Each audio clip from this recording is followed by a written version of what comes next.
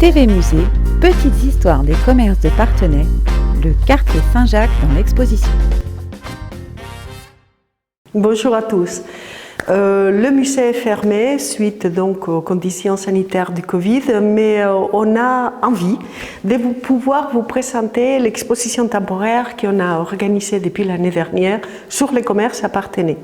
Cette exposition a été faite avec les Parthenaysiens, avec les amateurs d'objets publicitaires, avec les descendants des familles des commerçants. L'ouvrage d'Albéric Verdon et Yves Driot, qui est sorti justement en octobre 2020, pour nous a été aussi donc les points de départ pour une présentation des différents quartiers en s'appuyant sur des images anciennes et des images actuelles.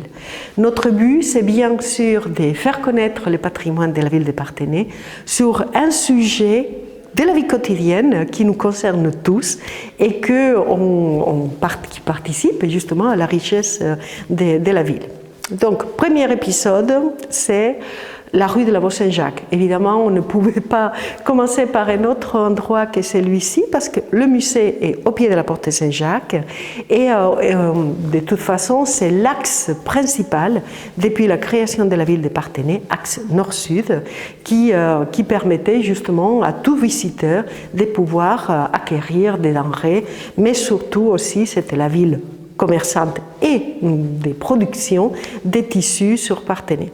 Donc, dès cette période, justement, aujourd'hui, on pourrait dire que, au contraire, je veux dire, est devenu depuis les années 60, 70, 80, donc une zone totalement résidentielle. Je veux dire, les magasins ont cédé la place à des maisons, des résidences pour les habitants.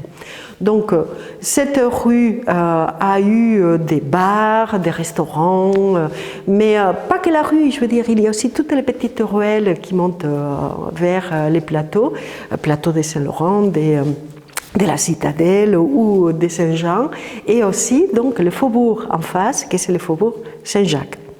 Alors, un des éléments peut-être que beaucoup de Parthenaysiens connaissent, c'est une entreprise qui est l'entreprise Blancheton. Alors, ils produisaient donc des limonades, de la bière, et justement, ces héritiers nous ont prêté des bouteilles, dont la tradition dit souvent le vert c'est pour la limonade et les blancs, et plutôt les couleurs ombre c'est davantage pour la bière. Mais bon, à vérifier vraiment. Donc, avec aussi des siphons qui étaient fortement utilisés, donc 19e et première moitié du 20e siècle. Donc, un autre objet qui est vraiment l'élément quotidien, c'est ces torchons qui proviennent du bar, restaurant, maison d'hébergement aussi, qui se trouvait au faubourg Saint-Jacques et que c'est l'établissement Jean Monod, avec juste à côté donc des tickets du dancing. C'est-à-dire que cette entreprise avait aussi une grande salle où pouvaient être organisés des grands repas, mais aussi donc des communions ou des mariages, et un dancing avec des entreprises de musique, des groupes musicaux qui venaient pour jouer. On a une petite tasse qui provient donc d'une pâtisserie sur la rue de la Vaux-Saint-Jacques. J'ai oublié de vous dire aussi que ça pose souvent quelques problèmes à identifier l'emplacement exact de ces commerces, parce que les noms des rues déjà ont beaucoup changé, mais c'est même les numéros de la rue qui ont beaucoup changé. Et on a aussi donc d'autres bouteilles de limonade, donc entreprise Renault, avec son étiquette des bières à marque Champignol, qui a succédé justement à la famille Blancheton dans la rue. Et puis, je vais finir rapidement sur une petite pochette avec scie à maçon, puisqu'il y avait donc la vente pour pouvoir pêcher sur les touées, donc des hameçons. Et là, c'est l'entreprise Articles de pêche Giry. Merci.